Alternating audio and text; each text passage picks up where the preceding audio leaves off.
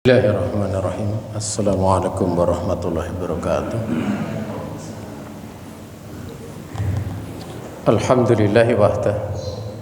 Asyhadu an la ilaha illallah wahdahu la syarika lah.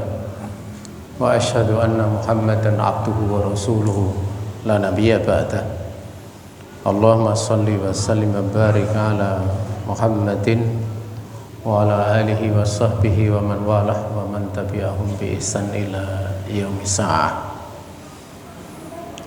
Bapak, ibu-ibu dan saudaraku kaum muslimin yang dirahmati Allah Subhanahu wa taala, merupakan perkara yang sangat membahagiakan. Kita diberi kesempatan oleh Allah Subhanahu wa taala untuk bertemu dalam suasana yang sangat indah. Kita ba'da sholatul maghrib untuk kita manfaatkan semakin mendekatkan diri kepada Allah Subhanahu wa taala, lebih-lebih di saat ini inda nuzulil matar, pada saat turun hujan. Itu adalah waktu di mana doa itu diijabahi oleh Allah Subhanahu wa taala. Bahkan Nabiullah Muhammad alaihi salatu wasallam mengajarkan kepada kita untuk kita meminta kepada Allah, Allahumma sayyiban nafi'an, wahai Allah, mudah-mudahan Engkau mengkaruniakan kepada kami hujan yang bermanfaat. Sebagaimana dimaklumi bahwa Allah Subhanahu wa taala memberikan kenikmatan kepada kita ini nikmat yang sangat banyak, sangat berlimpah. Namun nikmat yang paling tinggi ataupun paling besar adalah nikmat kita diberi iman, diberi Islam. Karena dengan iman dan Islam itulah seluruh kenikmatan yang lain itu menjadi bermanfaat, kekal, mustamirah, mudawimah, kekal sampai kemudian seorang hamba dia akan bertemu dengan Allah Subhanahu wa taala. Sebagaimana dimaklumi bahwa malam ini sebenarnya pelajaran tahsin. Ya. Tadi saya diminta untuk menyampaikan materi oleh Mas Yusron. Ya. Saya pikir materi sama tahsin, cuma metode yang saya pelajari itu beda dengan Ustadz Rahmat itu. Jadi nanti tidak mau mengganggu gitu loh ya. Ya. Masing-masing biasanya punya metode sendiri-sendiri ya. Kalau metode beliau seperti itu ya, mungkin metode yang lain juga ada sendiri. Jamaah yang dirahmati Allah Subhanahu wa taala, namun sebelum kita melanjutkan ya, kita perlu mengingat bahwa bersyukur itu dia adalah tasawwurun nikmah wa idharuha. Ima atau sawaun bilisan, sawaun bil qalb, au bil yad, kata Ajurjani rahimahullah ta'ala. Bersyukur itu dia adalah menggambarkan nikmat yang Allah ta'ala berikan pada kita, kemudian juga menampakkannya, baik di dalam menampakkan itu dengan lisan kita, dengan hati kita. Sebagian ulama menyebutkan adalah dengan tangan kita, tapi yang lain mengatakan lebih luas dari tangan, artinya seluruh anggota tubuh. Ya, itulah yang disebut dengan apa? Bersyukur kepada Allah Subhanahu wa taala. Saudaraku kaum muslimin yang dirahmati Allah Subhanahu wa taala, dan bersyukur itu tentu ada keyakinan bahwa nikmat yang Allah berikan itu datangnya semata-mata dari Allah Subhanahu wa taala. Makanya Nabi, beliau tatkala diperintah oleh Allah untuk menceritakan nikmat, diingatkan sebelum datangnya nikmat. Kenapa? Karena dengan diingatkan sebelum datangnya nikmat itu akan menjadi penjaga untuk seorang, dia tidak mengembalikan datangnya nikmat itu dari kekuatan dirinya, kepandaiannya, keilmuannya, dan yang lain sebagainya dari perkara yang memang Allah Ta'ala karuniakan pada diri seseorang hal-hal tersebut. Tapi dia mengembalikan segala sesuatu tersebut kepada Allah Subhanahu wa taala. Tidak lupa sholawat dan salam mudah-mudahan Allah Subhanahu wa taala senantiasa melimpahkan kepada junjungan kita Nabi besar Muhammad sallallahu alaihi wasallam, berikut keluarga beliau, para sahabatnya dan orang-orang yang mengikuti beliau dengan penuh kebaikan sampai akhir zaman. Mudah-mudahan kita termasuk di dalamnya. Materi yang disampaikan di sini sebagaimana pesanan dari Mas Yusrun hafizahullah taala, itu pembahasan seputar masalah keutamaan menuntut ilmu. Namun tentang keutamaan menuntut ilmu ini tadi sudah ada doanya, Rabbi zidni ilma. Tadi dibaca ya. Itu diterangkan di dalam Al-Quran. Allah merintahkan wa qur rabbi zidni ilma. Katakanlah wahai Muhammad alaihi salatu wasallam, wahai Rabbku, tambahkanlah kepadaku ilmu. Dan ilmu itu diterangkan oleh para ulama, yang disebut dengan ilmu itu adalah idrakus syai' ala ma huwa alaih idrakan jaziman. Itu namanya ilmu. Idrak itu mengetahui dari seluruh sisi tentang sesuatu, sebagaimana hakikat sesuatu itu, ala ma huwa alaih, sebagaimana sifat-sifat yang ada pada sesuatu itu. Dan idrakan jaziman, dengan pengetahuan yang pasti. Dan ilmu itu kalau sumbernya dari Al-Quran dan hadis ataupun sunnah, itu pasti. Ilmu itu pasti. Kenapa? Karena Al-Quran datang dari Allah, yaitu yang diterangkan waman asdaqu minallahi haditha, siapa yang lebih lurus ucapannya dibandingkan Allah. Kemudian yang kedua, kalau itu dari sabda Nabi itu shadiqul masduq, dia orang yang jujur lagi dipersaksikan kejujurannya oleh Allah Subhanahu wa taala. Maka kalau orang dia paham tentang Al-Quran dan Sunnah, ilmu itu di dalam mengetahui sesuatu pasti di atas sifat-sifat yang seharusnya atau selayaknya dengan pengetahuan yang pasti. Dan jamaah yang dirahmati Allah Subhanahu wa taala, keutamaan ilmu itu sudah diterangkan di awal penciptaan, di mana pada saat Allah Subhanahu wa taala menciptakan Nabi Adam alaihissalam atau akan menciptakan Nabi Adam alaihissalam, itu Allah Subhanahu wa taala menyebutkan wa id qala rabbuka lil malaikati inni ja'ilun fil ardi khalifah.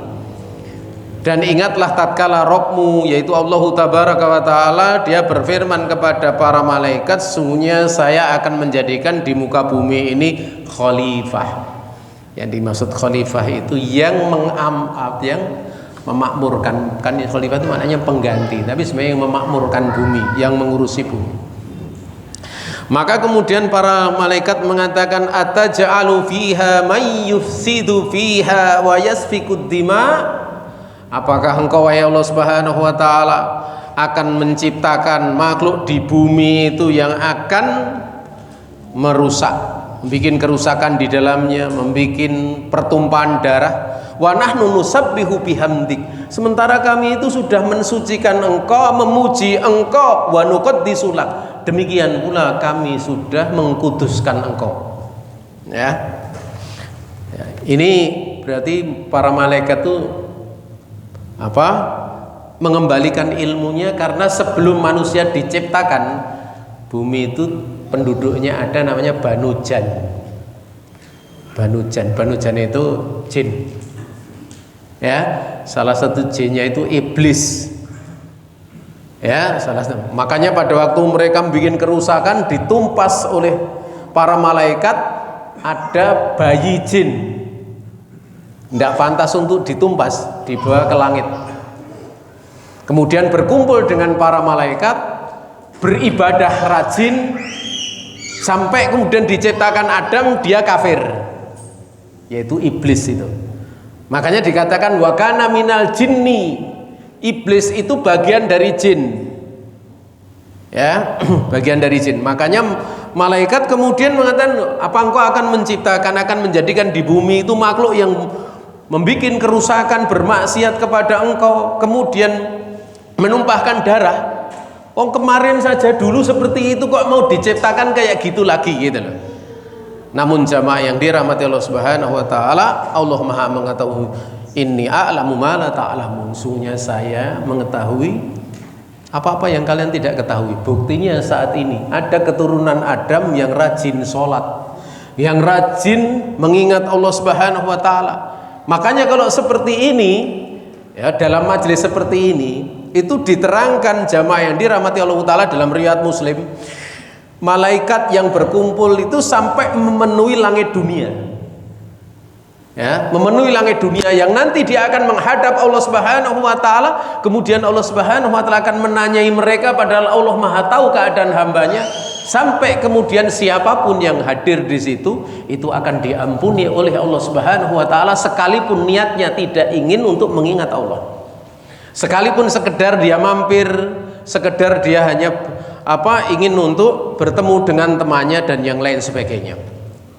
Jamaah yang dirahmati Allah Subhanahu wa taala, dan yang menjadi sebab di sini tatkala Allah Subhanahu wa taala ingin memerintahkan para malaikat, demikian pula iblis ada di situ untuk sujud, itu Allah taala ngajari Nabi Adam, wa 'allamal adama, ya, Allah mengajarkan kepada Adam asma'a kullaha, seluruh daripada nama-nama.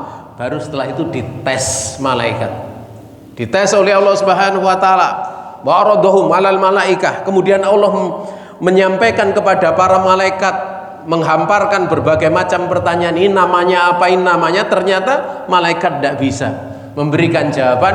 Baru kemudian mereka sujud, kecuali iblis. Kalau dari sisi ciptaan, Adam ini dia junior, seniornya malaikat, seniornya iblis. Tetapi di dalam ilmu itu bukan masalah senior junior. Tatkala kemudian Nabi Adam berilmu, maka dimuliakan oleh Allah Subhanahu wa taala. Itu berlaku sejak awal penciptaan dan akan berlaku sampai bumi ini kemudian akan dihancurkan oleh Allah Subhanahu wa taala dengan kiamat. Sehingga jamaah yang dirahmati Allah Subhanahu wa taala, karena perkara tersebut Allah memerintahkan, katakanlah wahai Muhammad alaihi salatu wasalam, wahai Rabbku, tambahkanlah kepadaku ilmu. Dan kalau sudah kita bahas pembahasan ilmu, ilmu itu ada ilmu syar'i yang kaitannya dengan perintah Allah dan Rasulnya. Yang kedua ada ilmu namanya ilmu wasilah. Segala sesuatu yang berkaitan kita bisa hidup di dunia, bisa survive di dunia, ini ilmu sifatnya wasilah. Ya, seperti ilmu misalnya kedokteran, ilmu dagang, ilmu ekonomi, itu wasilah. Secara hukum asal dia mubah, tetapi mempelajarinya kalau manfaatnya besar, hukumnya fardu kifayah. Dia hukumnya fardu kifayah. Tetapi kalau ilmu agama ada yang dipelajari hukumnya fardu ain, ada yang dipelajari hukumnya fardu kifayah. Dan Allah Subhanahu wa taala menjelaskan di dalam Al-Qur'an itu kalau ilmu agama rinci, tafsiliyah. Bahkan Nabi juga menjelaskan secara rinci. Makanya ilmu cara kencing itu pun diajari Nabi secara rinci. Sampai-sampai saking rincinya Nabi menyebutkan kalau kencing tidak boleh memegang kemaluannya dengan tangan kanan, tidak boleh. Yang menjadi repot kalau dia megang tangan kiri, kemudian dia berbersih dengan batu. Kalau berbersihnya itu dengan air tidak ada masalah karena mengalir. Tapi kalau dengan batu, bukankah lenunul megangnya pakai tangan kiri, lenunul pakai tangan kanan, itu dijelaskan, itu pun dilarang. Ya, itu pun dilarang. Sehingga bagaimana caranya? Itu sampai diterangkan oleh para ulama dalam kitab-kitab bahwa kalau terpaksa seperti itu dia memegang, maka tidak boleh tangannya yang digerakkan, tapi yang digerakkan adalah kemaluannya bagi laki-laki. Sampai serinci ini penjelasan di kalangan para ulama kaitannya dengan ilmu apa? Ilmu agama. Kalau sampai kencing saja dibahas, maka yang lebih daripada itu makan, minum, Bahkan jamaah yang dirahmati Allah Subhanahu wa taala, hal-hal yang jauh lebih besar daripada itu pasti diajarkan secara terperinci, terutama tentang sifat-sifat Allah, nama-nama Allah Subhanahu wa taala, sehingga kita bisa menghamba kepada Allah Subhanahu wa taala dengan benar. Maka jamaah yang dirahmati Allah Subhanahu wa taala, namun syariat ini kan mempertimbangkan dia memperhatikan dua macam masalah, masalah dunia dan masalah agama. Tetapi penyebutannya kalau masalah agama itu sampai rinci, tapi kalau masalah dunia itu global. Global. Makanya Kanjeng Nabi alaihi salatu wasallam dalam riwayat Muslim datang ke Madinah. Orang-orang Madinah itu biasa naik turun mengawinkan kurma. Di saat kemudian kurma itu dikawinkan, kemudian hasilnya bagus. Nabi alaihi salatu wasallam melihat pohon kurma tinggi, suhu di Madinah luar biasa. Suhu di Madinah itu kadang kalau siang hari 50 derajat ya. Orang Indonesia kalau kerja di mazroah, kerja di bangunan di Madinah pingsan, dijamin. Ya. Dijamin. Saya pernah punya itu yang kerja di sana karena orang wajahnya mirip Arab padahal Jawa murni gitu loh. Akhirnya disuruh kerja di mazroah. Mazru'ah itu tempat pertanian perkebunan. Ya pingsan betul, pingsan mimisen kadang, tidak kuat. Makanya biasanya orang-orang Pakistan, India, Afghanistan itu yang kerja di tempat-tempat seperti itu. Indonesia di dalam ruangan, surah kuat. Gitu. Maka Nabi kasihan melihat seperti itu. Kemudian Nabi mengucapkan beberapa ucapan, di mana kemudian difahami oleh orang-orang ahlul Madinah untuk tidak mengawinkan kurma. Di saat kemudian kurma tidak dikawinkan, rusaklah kurma. Nah kemudian mereka datang kepada Nabi, ya Rasul alaihi salatu wasallam, kurma kami demikian dan demikian. Pripun niki gitu loh. Maka kemudian Nabi mengatakan, antum a'lamu bisu'uni dunyakum, kalian lebih tahu urusan dunia kalian. Artinya apa jamaah yang dirahmati Allah Subhanahu wa taala? Nabi tidak diutus untuk menyampaikan secara terperinci ilmu dunia. Tapi maslahah dunia tetap dibahas di Al-Qur'an maupun di dalam hadis-hadis Nabi alaihi salatu wasallam. Makanya kalau misalnya Nabi menyebutkan inna habatas sauda sifaun min kulli da'in gitu. Bahasanya habatus sauda, jinten hitam itu obat segala penyakit. Obat segala penyakit. Nek ono bayi cenger lahir loro kok diloloi jinten? Katanya enggak, butuh dokter sing butuh dokter sing tahu tentang dosisnya iki cocok ra nek nggo bayi. Itu yang tahu adalah dokter. Secara Kanjeng Nabi nyampaikan umum saja. Sehingga pernah datang seorang laki-laki dalam riwayat Sunan Abi Dawud, seorang laki-laki dia datang kepada Nabi alaihi salatu wasallam menceritakan kalau saudaranya sakit perut. Kemudian diperintah oleh Nabi untuk minumi madu. Itu sampai satu, kedua, ketiga tetap masih sakit. Sampai keempat kemudian Nabi menyampaikan, Allah Maha benar, perut saudaraku kamu yang dusta. Ini kan kaitannya dengan dosis. Yang tahu dosis siapa? Kalau apa yang dilakukan oleh Nabi berdasarkan wahyu, beliau juga tidak tahu takarannya. Ya, beliau tidak tahu takaran. Loh, takarannya minum madu pripun? Ya sak cukupe dhek ngombe, ora mungkin sak gentong. Tapi itu perlu diteliti. Kalau itu sebagai nanti dalam ilmu tentang permasalahan pengobatan, Nabi tidak menjelaskan secara rinci dalam perkara yang seperti ini. Makanya jamaah yang dirahmati Allah Subhanahu wa taala, ya, bahwa mempelajari ilmu agama ini perlu untuk dicari. Mempelajari ilmu dunia itu perlu untuk dicari. Allah Subhanahu wa taala telah menjadikan di antara ilmu dunia yang paling mulia itu adalah ilmu tentang pengobatan.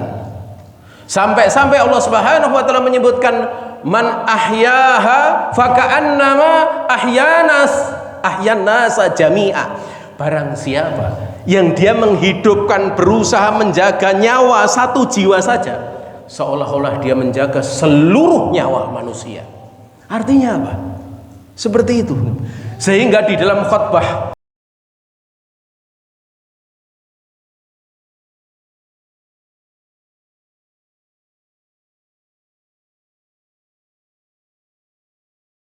haramun wa aradakum haram ka hurmati yaumikum hadza wa syahrikum hadza wa baladikum hadza. Sesungguhnya darah-darah kalian, nyawa-nyawa kalian dan harta-harta kalian itu bagi kalian suci. Demikian pula kehormatan-kehormatan kalian suci, sehingga tidak boleh gibah, tidak boleh namimah. Sebagaimana sucinya hari ini yaitu tanggal 10 Dzulhijjah, sebagaimana sucinya bulan ini yaitu bulan Dzulhijjah, dan sebagaimana sucinya negeri ini yaitu Mekah Al-Mukarramah. Di situ di dalam Islam penjagaan jiwa dan harta dijaga. Nah, kita akan bahas yang kedua karena yang jiwa sudah, harta. Ilmu penjagaan harta itu kalau dalam nas yang paling penting pembahasan zakat, ngitung nisab dan yang lain sebagainya. Tapi di dalam penjagaan supaya harta itu bisa berkembang, supaya harta ini bisa terjaga, tidak kemudian rusak, itu butuh orang tahu cara mengelola harta. Makanya Allah Subhanahu wa taala mengatakan wabtalul yatama hatta idza balagun nikah fa in anastum rusdan fatfa'u ilaihim amwalahum. Allah Subhanahu wa taala mengatakan ujilah anak-anak yatim itu sampai mereka matang usia nikah, bisa ngelola harta. Kalau menurut pandangan kamu anak yatim itu sudah cerdas ngelola harta, serahkan harta mereka kepada mereka. Nek belum bisa jangan diserahkan, nanti malah bubrah harta ini gitu loh, rusak.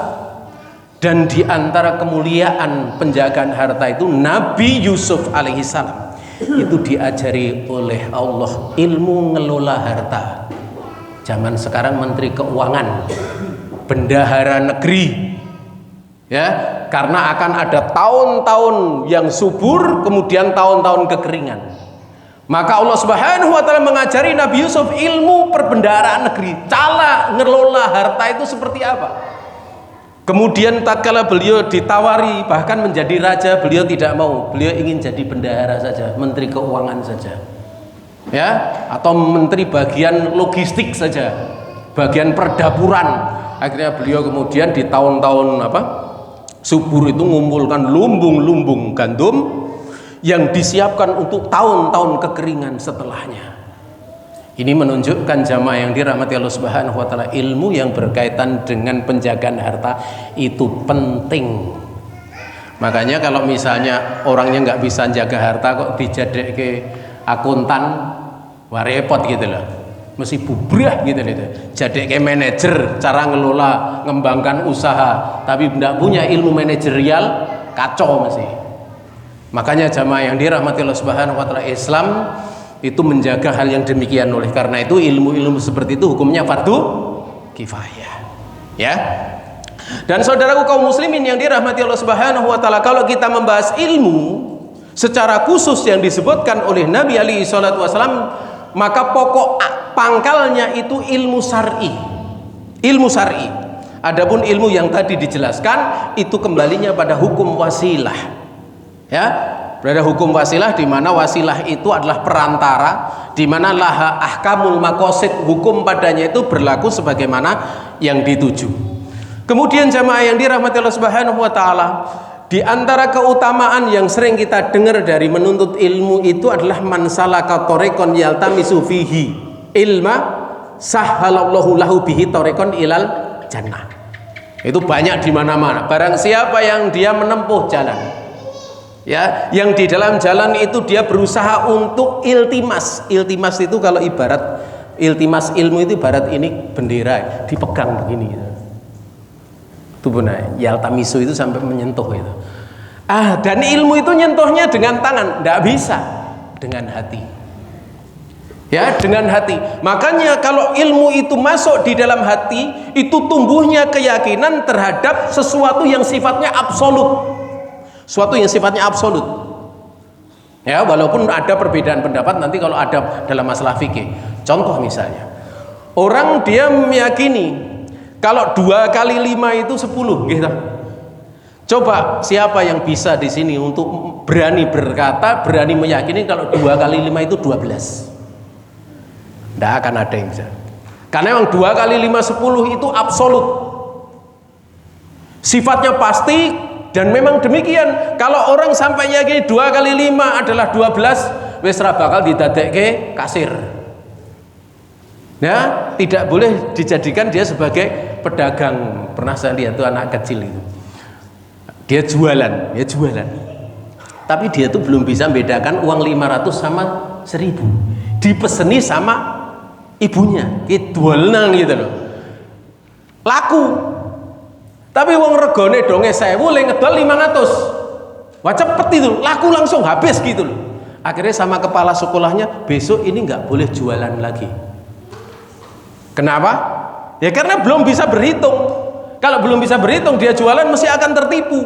Ya seneng wae sing beli, wong regane mah 100, donge 1000. Akhirnya kerugian sampai kepala sekolahnya itu melarang untuk dia dititipi ibunya untuk jualan. Bakal ibunya bangkrut terus gitu. Jamaah yang dirahmati Allah Subhanahu wa taala, barang siapa yang dia berjalan menempuh perjalanan, dia mencari di dalamnya ilmu, maka Allah Subhanahu wa taala akan mudahkan dia langkahnya di dalam surganya Allah Subhanahu wa taala. Ya. Dimudahkan itu yang dimaksud gimana?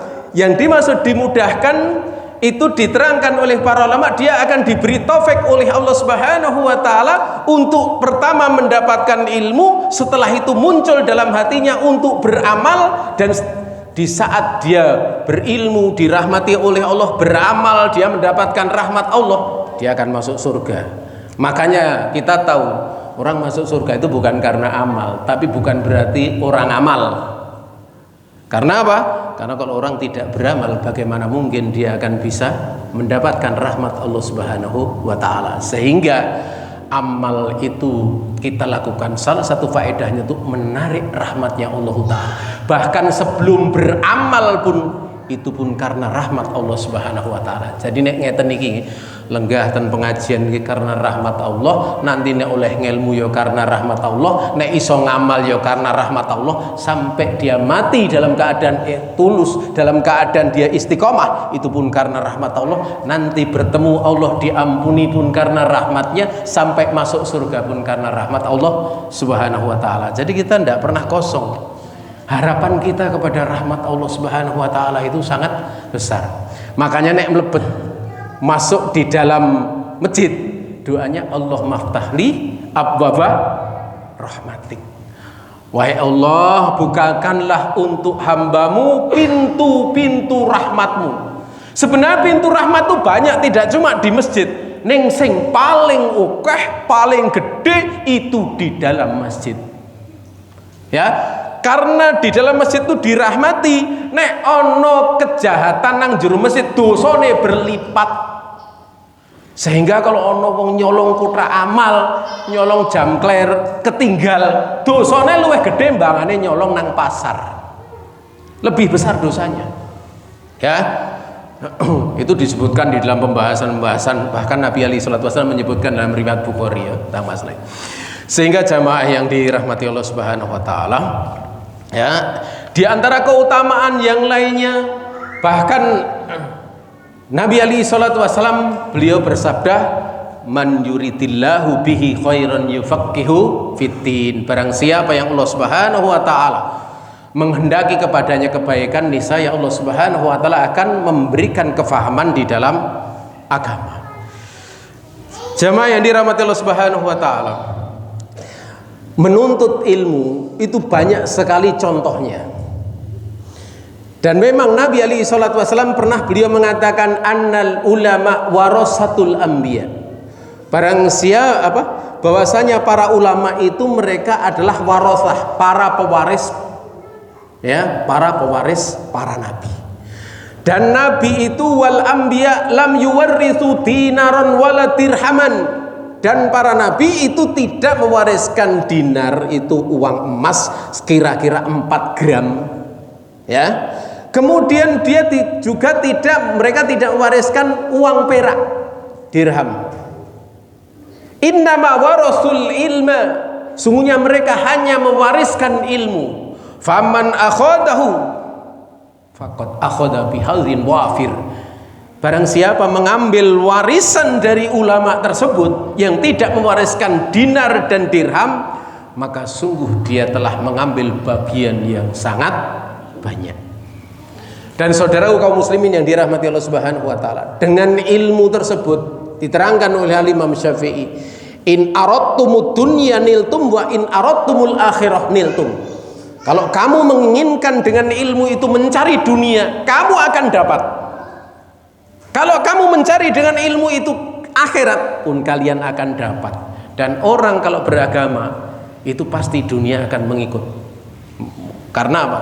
Karena agama itu tidak pernah di dalam aturannya menafikan masalah dunia. Mesti kalau ada bahaya dunia ditahan, tidak diperbolehkan.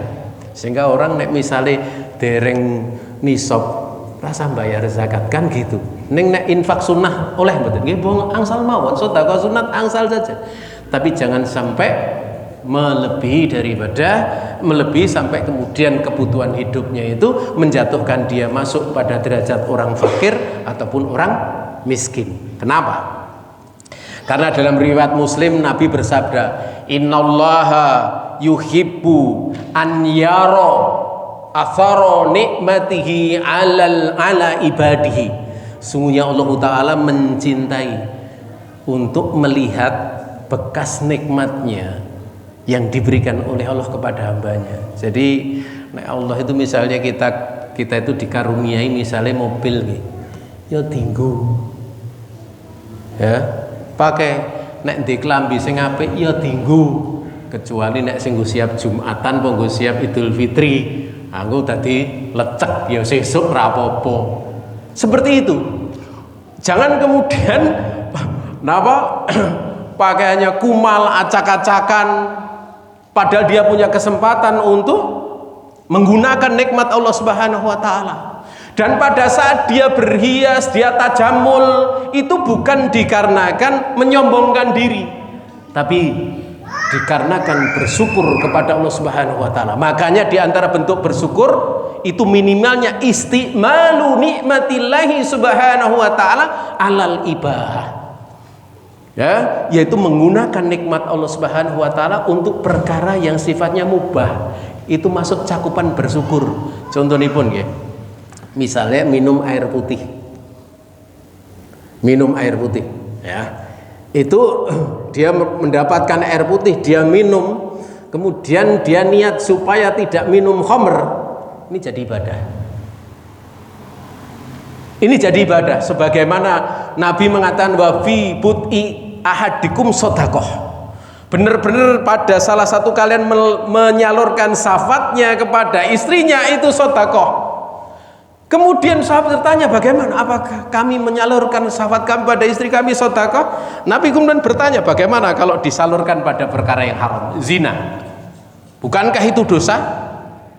Ya, kalau dosa seperti itulah. Ini ada isyarat pada saat kita melakukan yang mubah itu diniatkan untuk menjauhi yang diharamkan.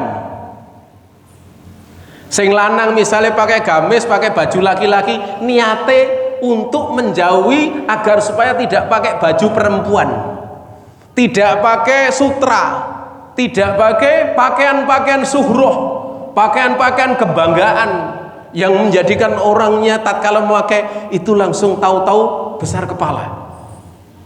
Kan ada pakaian suhro itu, ada begitu. Nek pakaian suhro can dheweke niku pangkate ngoten iki ora apa-apa ya. Jenderal iki kan gitu. Pangkatnya suhro gitu. Karena nek ra ngono ku nek merintah ra dipercaya. Tapi nek dia bukan jenderal, kok tuku nang Bringharjo klambi jenderal. Nah, ini orang menyombongkan diri lagi menipu. Itu adalah pembahasan dalam masalah fikih. Jamaah yang dirahmati Allah Subhanahu wa taala, ya. Kemudian ya, ada satu kisah. Ini saya sebutkan karena pesannya kalau bisa disinggung ulama di dalam belajar. Ya. Ada beberapa contoh kenapa saya sebutkan di sini. Kaitannya imam ini kan imam ini yang terkenal di Indonesia gitu. Kalau ndak Imam Syafi'i, Imam Ahmad bin Hanbal, Imam Bukhari yang terkenal kabeh. Saya cerita sedikit itu, Imam Abu Dawud itu punya putra namanya Abdullah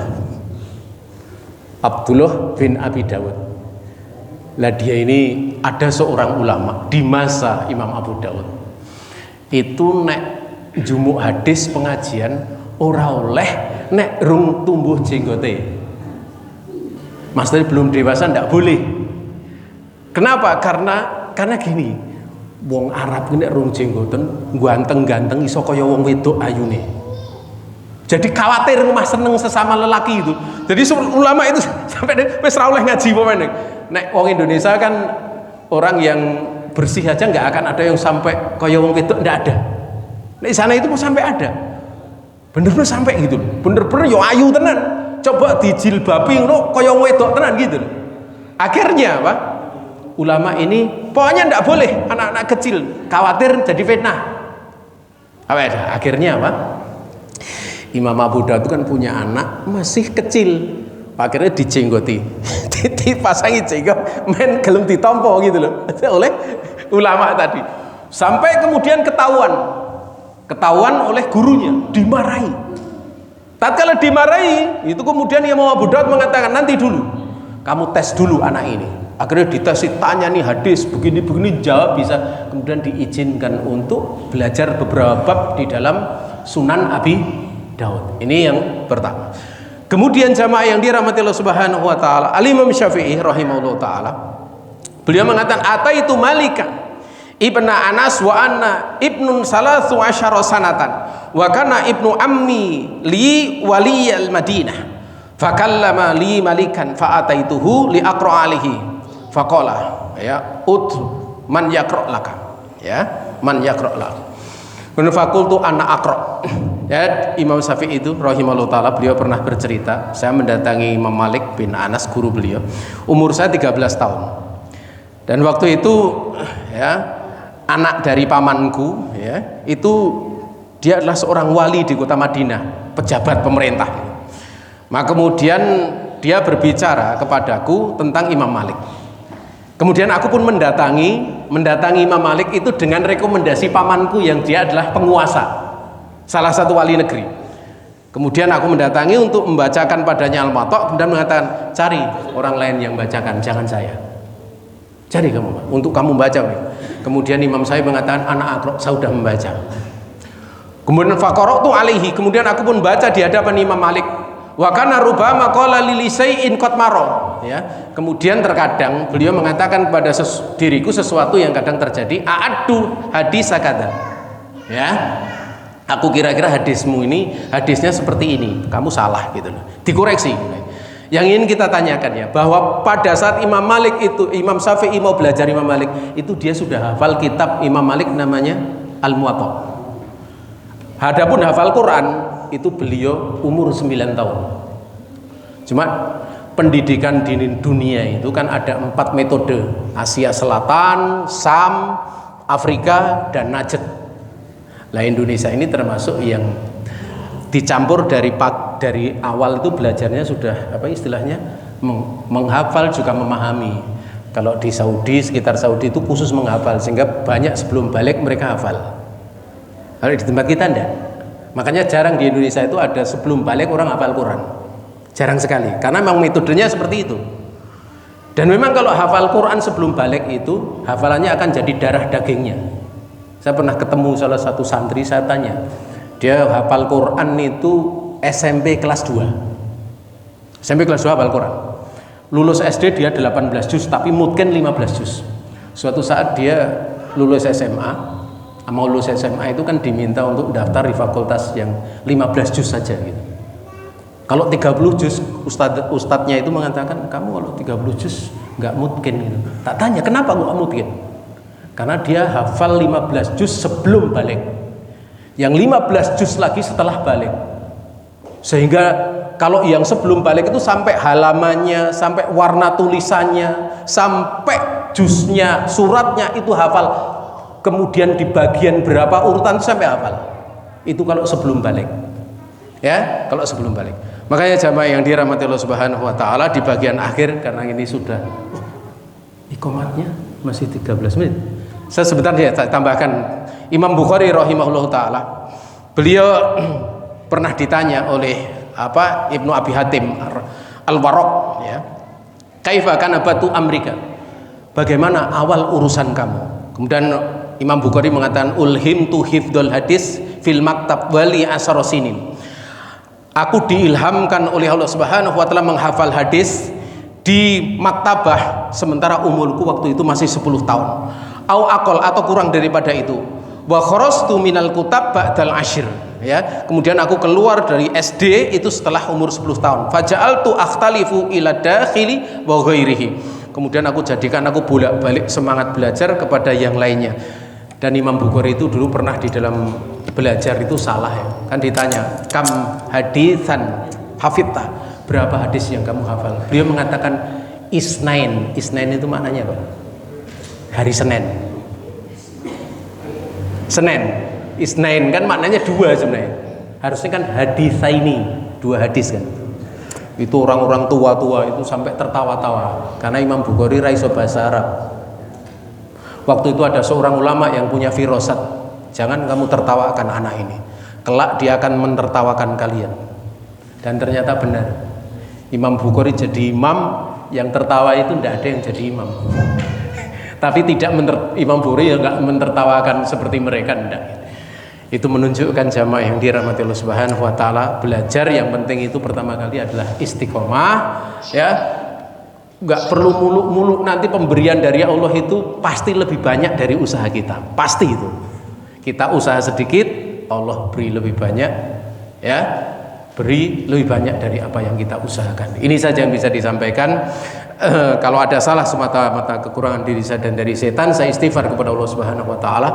Kalau ada benar semata-mata keluasan rahmat Allah taala diberikan pada kita. Subhanaka wa bihamdika asyhadu an la ilaha illa anta astaghfiruka wa atubu ilaik. Wassalamualaikum warahmatullahi wabarakatuh.